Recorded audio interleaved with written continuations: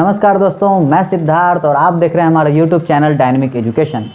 दोस्तों, जैसा कि आप सबको पता है कि CUCET यानी central universities common entrance test अब समाप्त हो चुका है और 18, 19 और 20 तारीख को चले एग्ज़ाम अब समाप्त हो गए हैं। और जैसा कि आज 21 तारीख को आंसर की यानी संभावित आंसर की को विश्वविद्यालय के द्वारा जारी कर दिया गया है। लेकिन दोस्तों, अगर आपका नंबर थोड़ा कम आ रहा है या थोड़े ज़्यादा आ रहे हैं तो आपको बिल्कुल परेशान होने की आवश्यकता नहीं है, क्योंकि यह आंसर की पूरी तरह संभावित है और 30 तारीख को एक ऑफिशियल आंसर की जो फाइनल होगी वो जारी की जाएगी। और उसके बाद ही उम्मीद है कि 4 या 5 अक्टूबर तक आपके रिजल्ट आ सकें और उसके नवंबर से दाखिले की प्रक्रिया चालू हो जाए।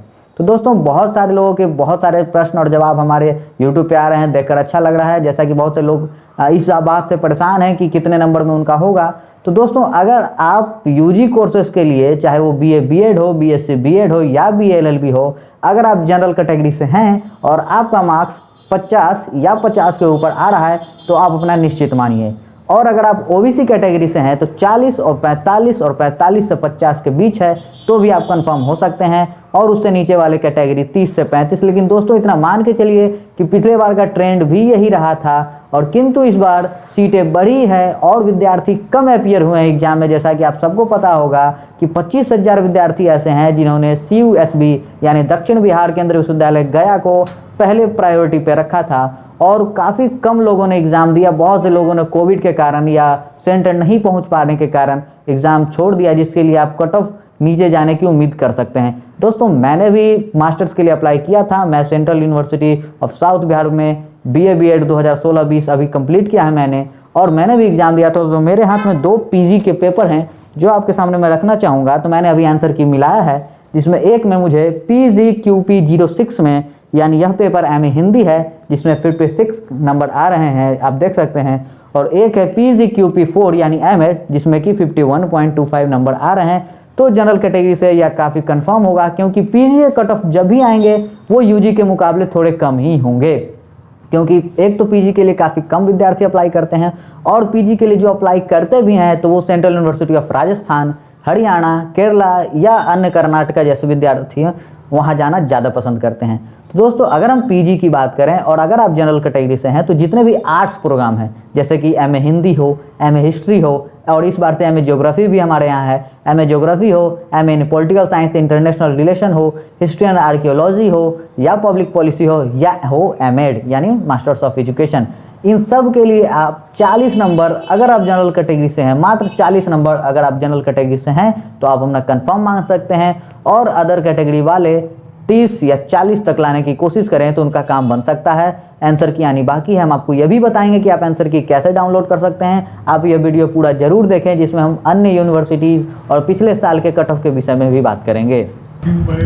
तो दोस्तों, जैसा कि आप सबको पता है कि आंसर की जारी कर दी जा चुकी है, तो अगर आपको आंसर की देखने में किसी प्रकार की परेशानी हो रही है तो मैं आपको बताऊंगा कैसे डाउनलोड करें।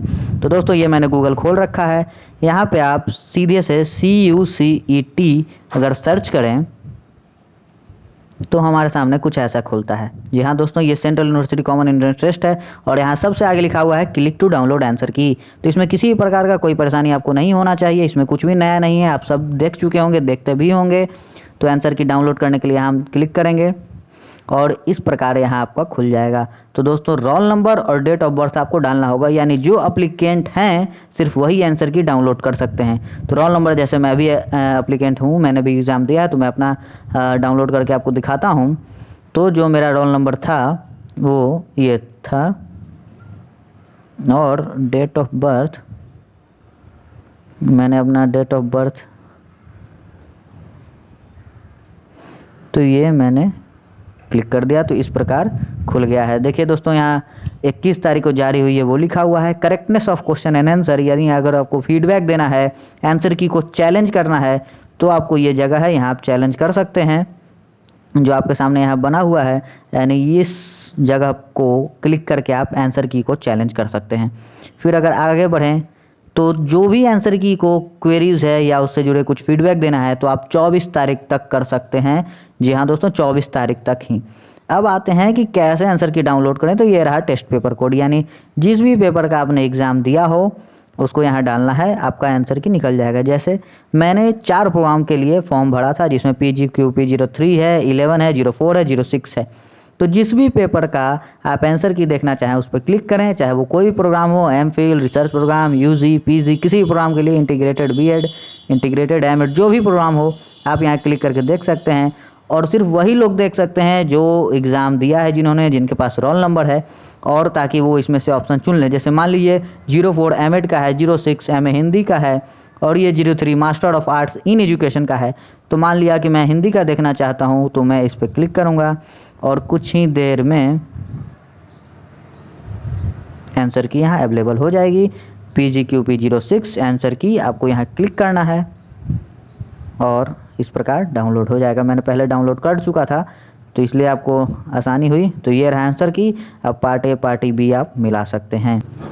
तो दोस्तों, अब तक आपने देख लिया होगा कि आंसर की कैसे डाउनलोड करें और कैसे उसे चैलेंज किया जा सकता है। तो परेशान होने की बिल्कुल ज़रूरत नहीं है। आपको अगर लगता है कि आंसर की में गलत है तो आप उसे चैलेंज कर सकते हैं फ्री ऑफ कॉस्ट 24 तारीख तक। अब हम बात करते हैं कट ऑफ की, कि बहुत सारे लोगों को परेशानी है कि कट ऑफ क्या रहेगा।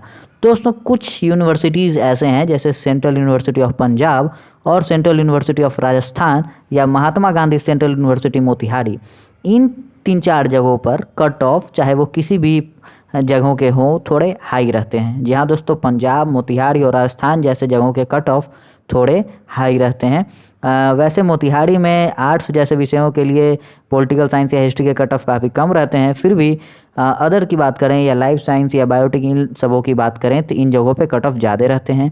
और अगर हम कम कट ऑफ की बात करें कि किन किन यूनिवर्सिटीज़ में काफ़ी कम कट ऑफ रहते हैं, तो सेंट्रल यूनिवर्सिटी ऑफ हरियाणा जहाँ सबसे कम कट ऑफ आते हैं, और central university of south Bihar, जी हाँ दोस्तों यहाँ भी क्योंकि सीट काफ़ी ज़्यादा है, और सेंट्रल यूनिवर्सिटी ऑफ जम्मू, जी हाँ दोस्तों जम्मू में काफ़ी कम लोग अप्लाई करते हैं इसलिए जम्मू की कट ऑफ कम होती है, और सेंट्रल यूनिवर्सिटी ऑफ सिक्किम, इन जगहों का कट ऑफ बाकी जगहों के मुकाबले कम होता है।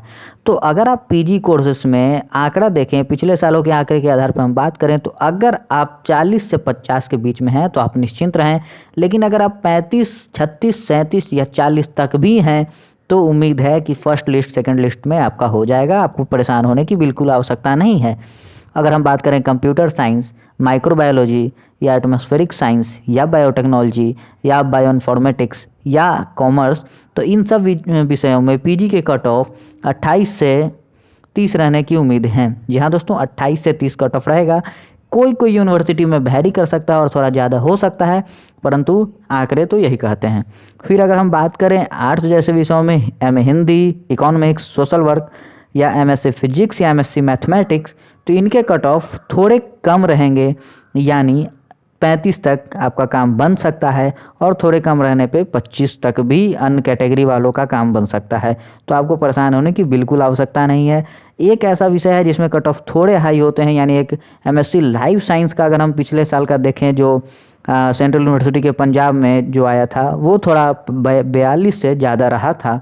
तो कुछ ऐसे कोर्सेस हैं जिसमें कट ऑफ कम ज़्यादा होते रहते हैं। किंतु अगर आप पीजी में हैं और 40 है तो आप निश्चित मानिए। और अगर आप UG, BA, B.Ed, BSc B.Ed या लॉ में हैं, जैसा कि हमने पिछले वीडियो में बता चुका है, आप देख सकते हैं, उसे हमारे कार्ड्स में आपको शो कर रहा होगा, या हमारे चैनल को आप सब्सक्राइब करें तो आपको पता चल जाएगा कि चाहे वो कोई भी UG कोर्सेस हो, उसमें आप 50 और उससे ऊपर पे ही आपका काम बनेगा।